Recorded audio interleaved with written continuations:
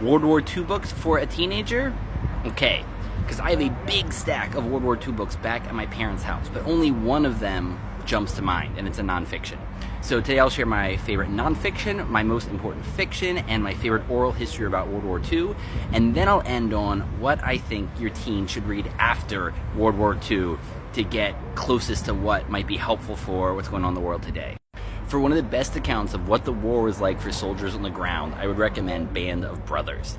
This one's also close to my heart because it's primarily about a soldier from Lebanon, Pennsylvania, near where I grew up, called Dick Winters. And my dad got to meet him in his last years of life. And he was just a wonderful guy that showed what a soldier should be. And so Stephen Ambrose was an excellent historian. He brought this story to life. It became an excellently done HBO miniseries.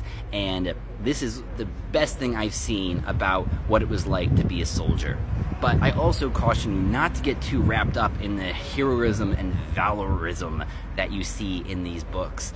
Atrocities were committed on both sides. This was not a pretty, honorable war as it's often made out to be in U.S. history. This was a very ugly, underhanded war with a lot of war crimes involved. And so these books are good to read to get started, but you want to keep expanding your reading into the truth about how awful war is, even these so-called good wars that are not.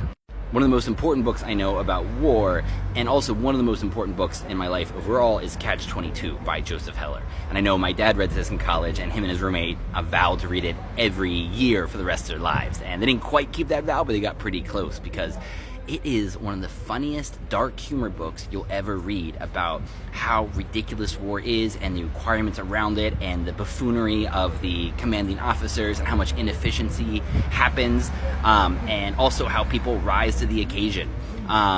So it's hard to describe how wonderful this book is and how ridiculous. It's not an easy read because it jumps around a lot in time and there's certain things that aren't explained until the last chapters, but if you want to open your mind to a more difficult writing style that is incredibly well done, I just think Catch-22 is one of the best books ever written. Lastly, an important book for anyone who's into oral history, because Studs Terkel was one of the master oral historians of U.S. history. I'm reading through his book on the Great Depression right now, which is wonderful. This is his book on what World War II was like, and he simply talked to all walks of life of people and how the war affected the U.S. psyche. For the people who never left the country, for the soldiers, for the farmers, it is a really wide-ranging account of what war does at home as well as to the soldiers who are over there serving. I think this is one of the best ways to learn about what war actually does to a culture, and I think Studs Terkel is one of the most underrated and important of the historians of the last century.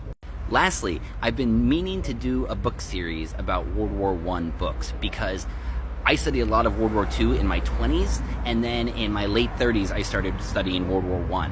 And I realized that World War I seems like it's much more akin to today. I think World War I is right around the corner because World War I is one where there was lots of tension in the world. No one quite thought it was going to happen. And all of a sudden the dominoes fall, and in 8 weeks, major battles, tens of thousands are dead. And it just boop, boop, boop, happened like that. And the other thing about World War I is it was so many new technologies, and I suspect that the new technology akin to the machine gun is going to be robotic warfare, and the new technology compared to poison gas is going to be AI and how that alters warfare. So the next war will be a lot of generals figuring out how these new technologies are going to be used, and a lot of dead soldiers as they figure this out, just like what happened in World War I. And so the politics and the nature of war in World War I seems much more akin to what we're going to see in the next war, which was another time where we haven't seen a world war in almost in living memory. The generals are unprepared for it, and the politicians are unprepared for it, but you can feel that the dictators of the world and even democracies of the world are itching for war because it's a great way for them to stay in power.